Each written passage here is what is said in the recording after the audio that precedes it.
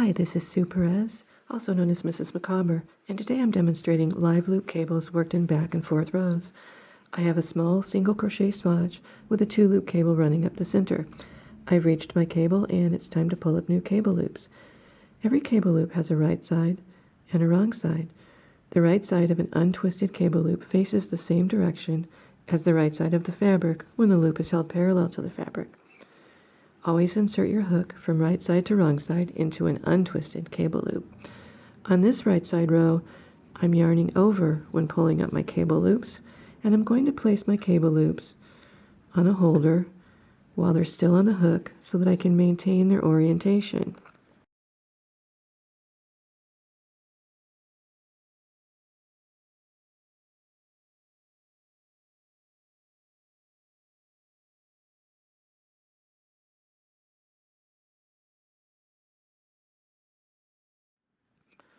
I'll drop all loops except the working loop, connect the live loop stitch to the working loop to complete it, and we'll complete our right side row.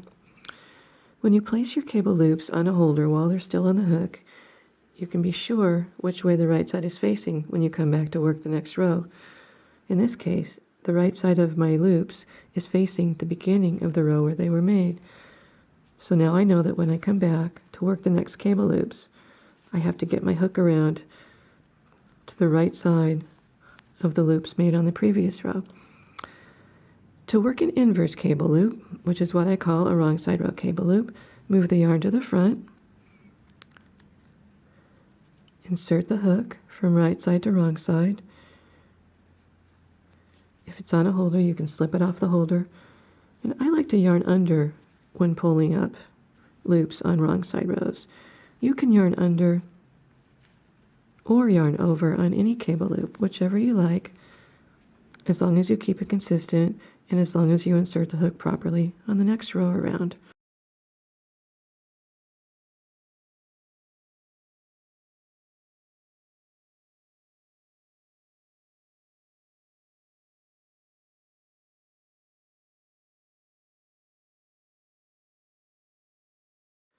I'll insert the holder into my loops, drop all loops except the working loop, and complete that live loop stitch, leaving the cable loops free on the right side of the fabric.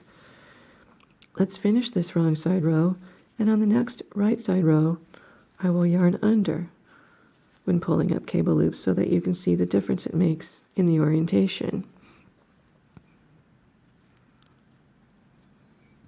Yarn under and pull up a loop in each cable loop.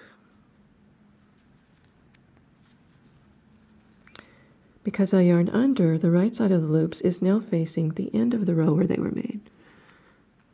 So if I capture those loops on the holder, I can maintain that orientation, and when I come back around, I'll know exactly which way the right side of the loops is facing. I'm going to finish this row by doing 3 live loop stitches in a row and connecting them all at once. It's a handy little trick that you might find saves you some time. And we'll turn and we'll work our last wrong side row. And because I yarned under on that right side row and captured those loops, I can now just insert my hook straight into them because they are facing my hook hand. Remember that you can yarn under or yarn over when pulling up cable loops, as long as you insert the hook properly on the next row around. Work my live loop stitch, finish it, leaving the cable loops free on the right side of the fabric, and I'll finish the row, and with it, this demonstration. That is our live loop cable worked in back and forth rows. Thanks for viewing. Happy crocheting and happy cabling.